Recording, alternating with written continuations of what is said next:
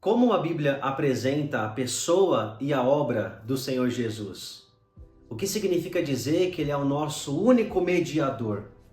E qual foi o contexto histórico no qual o Senhor Jesus veio até nós?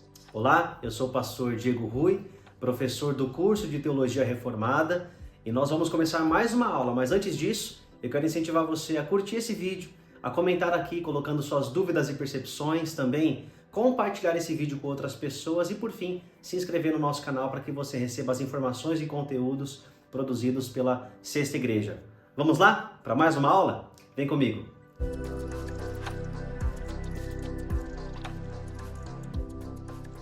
Seja muito bem-vindo a mais uma aula do nosso curso de Teologia Reformada. É muito bom ter a sua companhia nessa aula, nessa jornada de aprendizado. E hoje nós vamos começar um tema maravilhoso, importantíssimo, essencial da teologia cristã, chamado de Cristologia, o estudo sobre a pessoa e a obra do Senhor Jesus. Nós falamos na nossa última aula sobre o assunto antropologia, o estudo da pessoa do ser humano.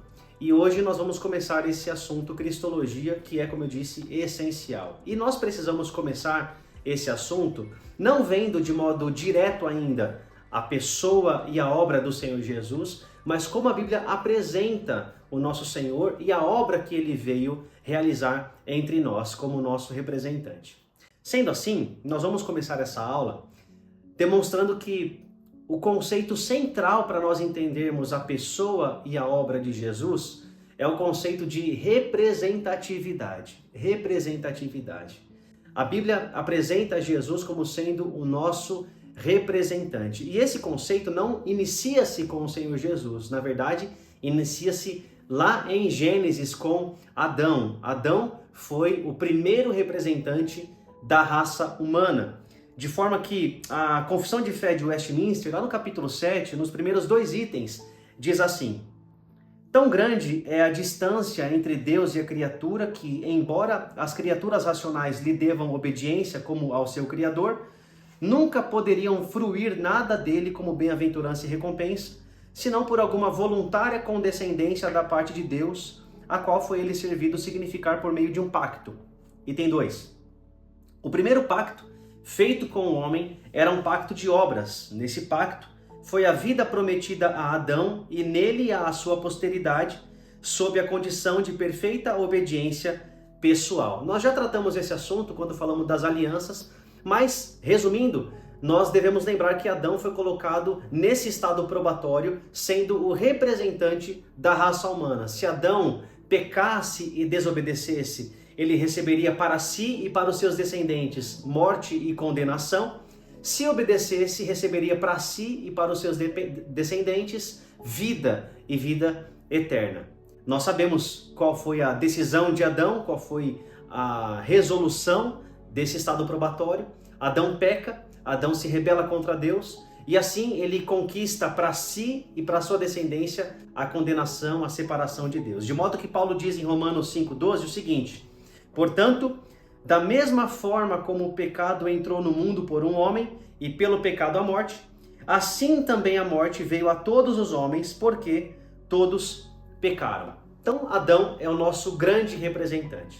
Entretanto, a palavra de Deus apresenta o Senhor Jesus como sendo o segundo Adão, o nosso segundo representante. Paulo mesmo diz em 1 Coríntios capítulo 15, verso 22, o seguinte: pois da mesma forma como em Adão todos morrem, em Cristo todos serão vivificados. Então Paulo estabelece aqui um contraste entre o primeiro representante, Adão, e o segundo representante, o Senhor Jesus. Um certo teólogo, o Thomas Schreiner, diz que Adão e Cristo são os indivíduos mais importantes da história humana. Qualquer ser humano é representado ou por Adão ou por Cristo. Não existe outro tipo de representatividade. Comentando sobre isso, o teólogo americano R.C. Sproul argumenta que a escolha de Deus, colocando Adão como nosso representante, foi uma escolha justa. E ele diz assim: a escolha de Deus quanto a um representante foi uma escolha justa, feita por um ser perfeitamente santo e feita com base em seu conhecimento perfeito. Ele nos conhecia de antemão e conhecia também nosso representante, portanto, não podemos dizer a Deus que Adão nos representou mal, o que é a suposição básica que fazemos ao tentar escapar da transferência de culpa. Pensamos que teríamos agido diferentemente de Adão se houvéssemos estado no jardim do Éden. Entretanto, Adão nos representava perfeitamente porque era o representante escolhido por Deus. Em outras palavras, Adão fez exatamente o que qualquer um de nós faríamos. Adão pecou, Adão se rebelou contra Deus e nós faríamos exatamente a mesma coisa. Deus sabia disso. Deus escolhe Adão como sendo o nosso representante, uma escolha totalmente justa, santa e perfeita, feita por Deus. Quais são as consequências disso, então? Já falamos algumas coisas, mas vale a pena pontuar que não apenas a morte no sentido físico, espiritual e eterno, mas também, por conta do pecado de Adão, nós herdamos a depravação total. Todas as nossas faculdades, tudo que nós somos foi afetado pelo pecado. Não há nenhuma área em nossa existência que não tenha sido afetada pelo pecado. Não apenas de modo externo, mas interiormente. As nossas emoções, o nosso intelecto, o nosso físico, tudo que nós somos foi afetado pelo pecado. É isso que significa depravação total. Depravação total não significa que nós somos tão ruins quanto podemos ser, mas significa dizer que a depravação está na nossa raiz, ela é uma depravação radical, está no nosso mais profundo, na essência de quem nós somos. Além disso, nós também herdamos a incapacidade de obedecer a Deus, de amar a Deus, de seguir ao Senhor. Nós temos essa profunda mácula em nós. Nós não somos só pecadores porque pecamos, nós pecamos porque somos pecadores. Nós temos essa incapacidade de obedecer a Deus, de amar a Deus, de nos aproximarmos de Deus, de agradarmos a Deus. É por isso que era necessário, para nossa salvação, que Deus nomeasse um segundo representante, um novo mediador, alguém que se colocasse entre nós e Deus. E aqui, nessa ideia de termos um outro representante, um mediador, é que acontece a ligação entre a antropologia e a cristologia. Como diz o teólogo Louis Berkhof, há uma relação muito estreita entre a doutrina do homem e a de Cristo. A primeira trata do homem criado à imagem de Deus e dotado de verdadeiro conhecimento, justiça e santidade, mas que pela voluntária transgressão da lei de Deus despojou-se da sua verdadeira humanidade e se transformou em pecador. Como tal, é virtualmente um grito pelo socorro divino. A cristologia é em parte a resposta a esse grito. Ela nos põe a par da obra objetiva de Deus em Cristo, construindo uma ponte sobre o abismo e eliminando a distância. A doutrina nos mostra Deus vindo ao homem para afastar as barreiras entre Deus e o homem pela satisfação das condições da lei em Cristo e para reestabelecer o homem em sua bendita comunhão. Ainda pensando nessa ideia de representatividade, o G.A. Packer diz o seguinte: a mediação de Jesus entre Deus e os homens, pela qual foi estabelecida a nova e eterna aliança, é o principal tema da Bíblia. Em outras palavras, já que a palavra de Deus é o livro que conta a história da redenção, no centro da história da redenção está o papel de Jesus como nosso representante, o nosso mediador. É isso que diz Paulo em 1 Timóteo capítulo 2, verso 5. Pois há um só Deus e um só mediador entre Deus e os homens, o homem Cristo Jesus. A palavra mediador aqui, a palavra grega é messites, que significa aquele que faz a mediação entre duas partes para remover a discórdia ou alcançar um objetivo comum. Jesus é aquele que se coloca no meio entre duas partes em guerra, Deus e o ser humano, sendo que o ser humano estabeleceu essa guerra com Deus, essa rebeldia contra Deus, e ele se coloca no meio a fim de estabelecer a paz. A mesma ideia é apresentada em Hebreus capítulo 9, verso 15, quando o autor diz assim: por essa razão, Cristo é o mediador de uma nova aliança para os que são chamados, recebam a promessa da herança eterna, visto que ele morreu como resgate pelas transgressões cometidas sob a primeira aliança.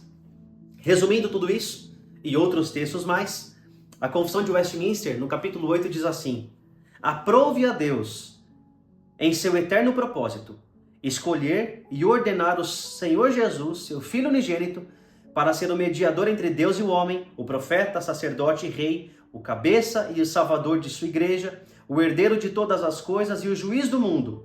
E deu-lhe desde toda a eternidade um povo para ser a sua semente e para, no tempo devido, ser por ele remido, chamado, justificado, santificado e glorificado.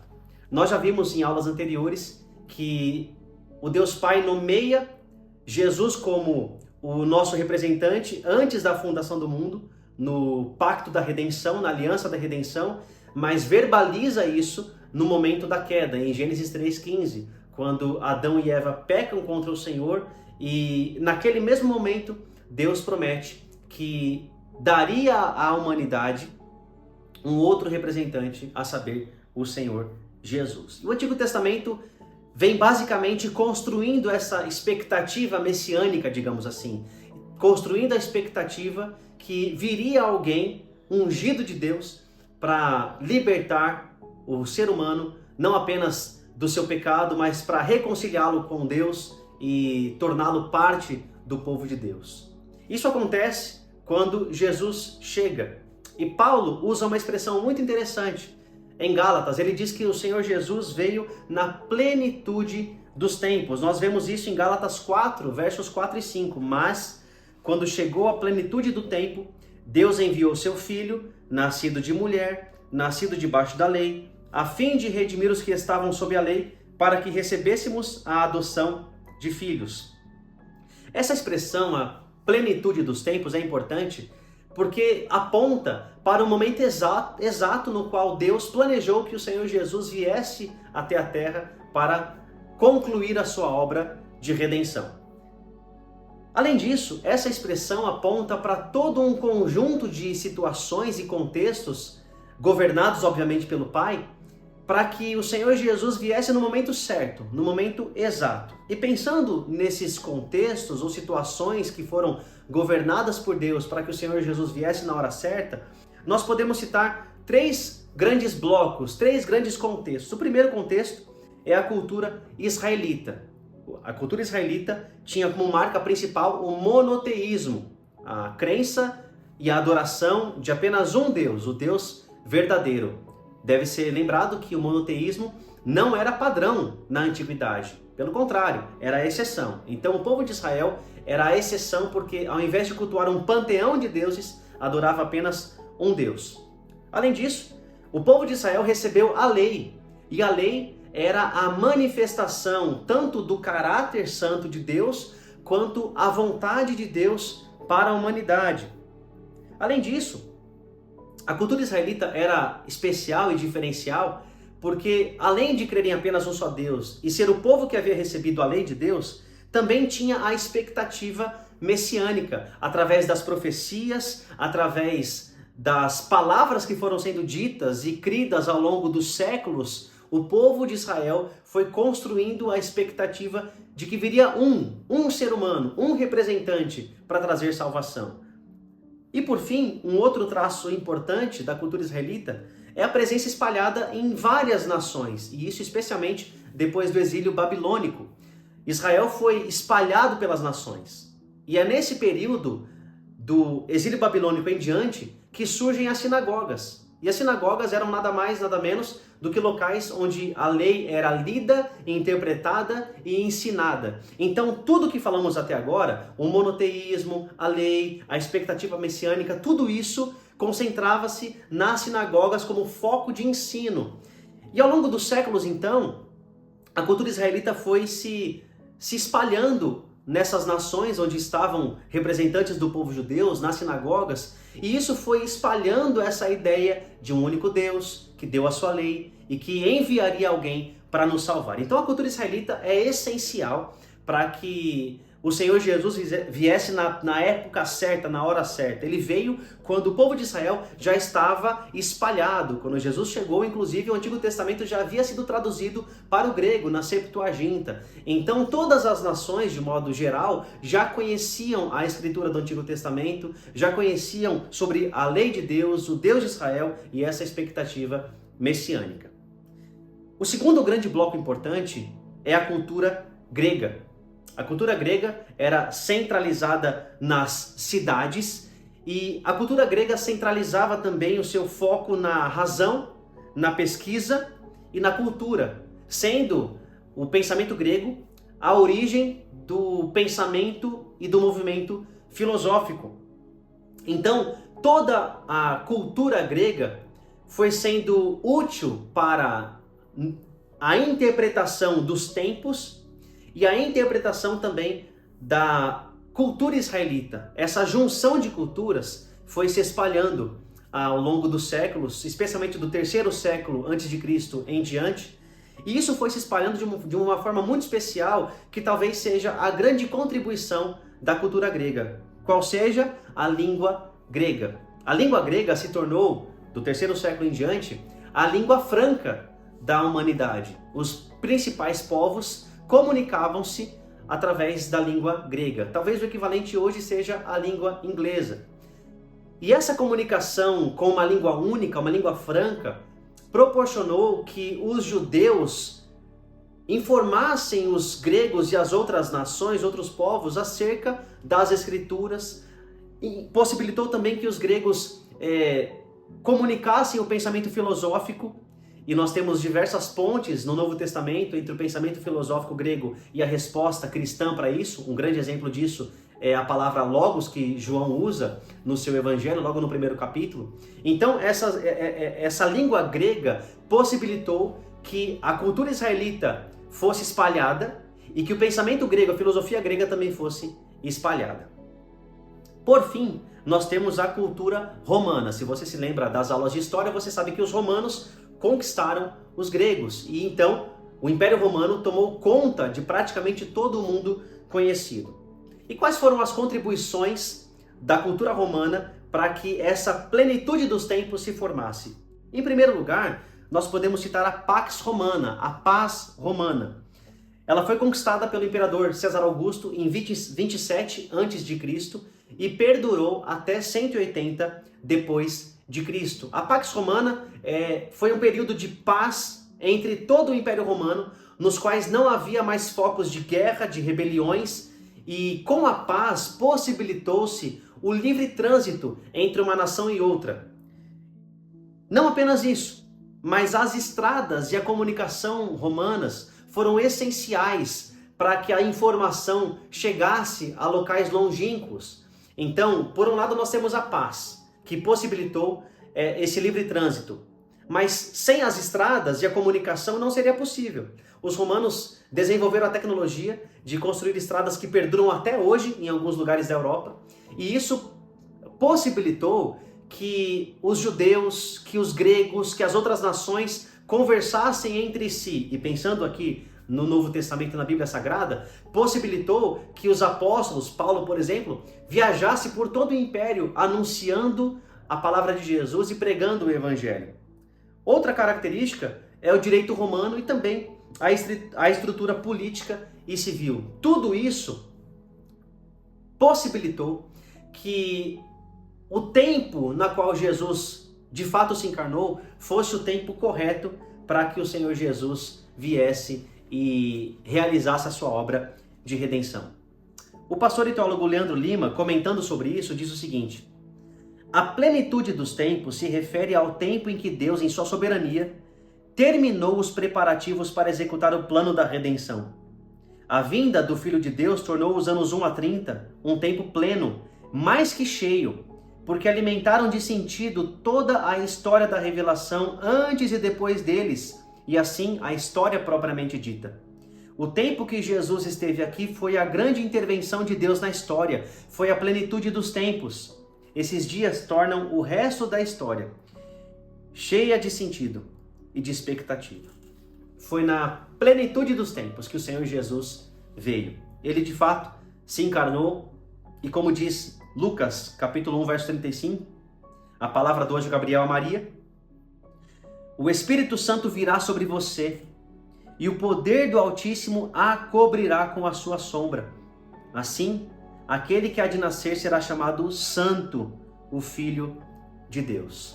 Jesus vem na plenitude dos tempos, mas outro traço crucial da chegada de Jesus é a sua encarnação, o nascimento virginal. O nascimento virginal é importantíssimo, é essencial na teologia cristã. Se nós tirarmos o elemento do nascimento virginal, nós perdemos a doutrina de Cristo de modo completo. Então é importante nós gastarmos alguns minutos pensando sobre as implicações desse nascimento virginal, ou dessa concepção virginal, melhor dizendo.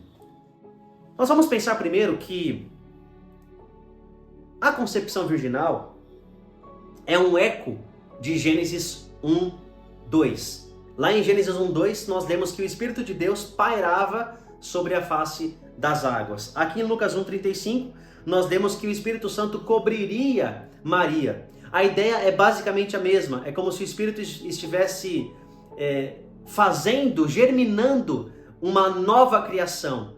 Lá em Gênesis 1, é o Espírito germinando a criação. Aqui é o Espírito possibilitando uma nova criação. Jesus sendo o representante de uma nova criação, de uma nova espécie, se nós podemos usar esse termo. Além disso, a concepção virginal é importante porque ela cumpre de modo literal a profecia ou a promessa de Gênesis 3,15, quando Deus promete que da semente da mulher viria um descendente que esmagaria a cabeça da serpente. É claro que, de modo amplo, essa promessa significa que viria um ser humano, alguém nascido de mulher. Mas, de modo mais estrito, Jesus ter nascido apenas de uma mulher, sem a participação de um homem, é o cumprimento literal dessa profecia. É de fato a semente da mulher somente. Não é a semente da mulher com um homem, é a semente da mulher. Além disso, esse nascimento milagroso, essa concepção virginal é importante porque o Antigo Testamento apresenta nascimentos milagrosos como sendo anúncios de acontecimentos importantes. Exemplo, lembre-se de Samuel ou de Sansão. Quando alguém nascia de um modo miraculoso, especial, era um anúncio de um tempo especial na história da redenção. Esses nascimentos que eu citei eram apenas sombras, antecipações do grande nascimento, do próprio Filho de Deus, o Senhor Jesus. Então, essa concepção milagrosa é o anúncio de uma nova etapa, da etapa final na história da redenção. Além disso, a concepção virginal é o cumprimento de uma profecia muito específica que nós lemos lá em Isaías 7,14. O livro de Isaías, nesse trecho, diz que uma virgem conceberia e daria à luz a um filho. Aquela profecia que se cumpriu naquele tempo não diz exatamente, ou não é uma referência direta ao nascimento virginal de Jesus. O uso central e imediato daquele texto é o nascimento de uma criança que viria naquela época. E a palavra virgem não significa simplesmente uma mulher que não teve relações sexuais, mas uma jovem, uma mulher que estava em idade para casar ou que havia se casado há pouco tempo, uma mulher jovem. Então a profecia de Isaías diz basicamente o seguinte, que naquela época da profecia, uma mulher jovem daria à luz a um filho. Uma mulher jovem, na idade de se casar ou que havia se casado há pouco tempo. Esse é o sentido literal daquela profecia. Mas a profecia tem um duplo significado. Ao mesmo tempo que a profecia de Isaías tinha um cumprimento local, específico, para uma jovem que daria à luz a uma criança, o livro de Mateus usa essa mesma profecia para dizer que o que aconteceu com aquela jovem era apenas um prenúncio do que aconteceria. Naquela época foi uma jovem que deu à luz, mas agora com Jesus, uma virgem, literalmente falando, que nunca havia tido relações, daria à luz a um filho. Então Mateus usa essa profecia dando o seu real significado, o seu significado messiânico, cristocêntrico. Então o nascimento de Jesus por uma virgem cumpre de modo literal a profecia de Isaías capítulo 14, Isaías 7, verso 14. Além disso, o nascimento virginal, a concepção virginal é importante porque a atuação do Espírito foi crucial para preservar a natureza humana de Jesus da contaminação do pecado. Essa ação do Espírito Santo de cobrindo Maria e de gerando o Senhor Jesus no ventre de Maria protegeu a natureza humana de ser contaminada com o pecado. Então Jesus, ele é santo. O próprio anjo Gabriel chama de ente santo, aquele que não tinha pecado e que não foi contaminado pela natureza pecaminosa. Além disso, por fim, a concepção virginal é importante e crucial porque mostra para nós a ação ativa de Deus na nossa salvação.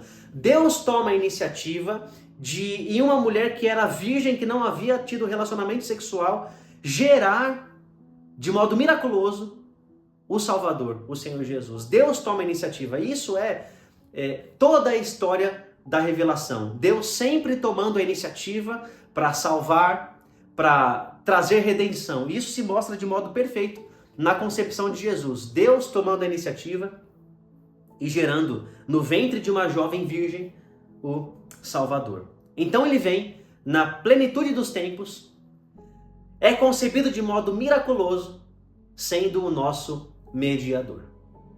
De modo que ele é o único que pode nos reconciliar com o Pai. Ele é o mediador, o representante nomeado por Deus. E assim nós encerramos essa aula sobre Cristologia, a primeira aula. Na próxima aula nós vamos falar um pouco mais sobre a pessoa e a obra do Senhor Jesus. Então fique ligado nas próximas aulas. Se você tiver alguma dúvida ou alguma percepção, algum comentário, comente aqui no nosso vídeo. Nós vamos responder com toda a alegria do mundo. Deus abençoe você, obrigado pela sua companhia. Até a próxima aula. Fique na paz.